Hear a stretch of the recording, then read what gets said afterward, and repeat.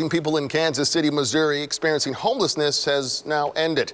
Now advocates are frustrated City Council hasn't taken any action. Today, a council committee met to talk about more ideas to help. KSHB 41 News reporter Sarah Plake explains the proposals and the reactions.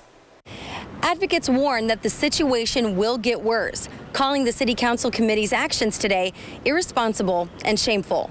Some council members on the city's Finance Committee hope to move forward with 3 measures that would implement crucial services for the homeless. Committee Chair Catherine Shields decided to hold all 3 until August 4th, saying they need more information and shut down further discussion. I think I've already made it very clear I'm holding it.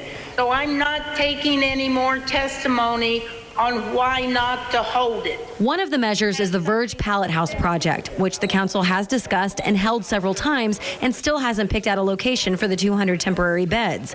City Manager Brian Platt said delaying the contract approval delays their ability to vet a viable location. Another measure would use $2.7 million to increase beds at existing shelters. The third would enable the city manager to put out a request for proposal for an assessment of vacant properties that would be converted into housing with wraparound services. I feel like it's going to be more conversation that leads to dead ends, and we fear, that we might lose someone in the meantime to the awful July heat. We have an army of people ready to be resources, ready to jump in on the Pallet House City.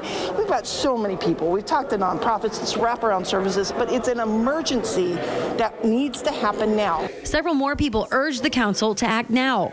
3rd District Council member Melissa Robinson said she's disappointed too. In my mind, kicking the can down the road in a very sensitive situation in which people's lives and well-being is at stake. And so I think that we have a moral responsibility to take action and to act quickly. City Council is on vacation next week, and Robinson said realistically this discussion could roll into the 2nd week of August. You know what? The council people, there's only very few that are trying to deflect all of this, and they need to stop it. They need to own it, they need to own their position, and they need to stand strong. And when they do that, we're going to support them. Sarah Plake, KSHB 41 News. The city is also expecting $8 million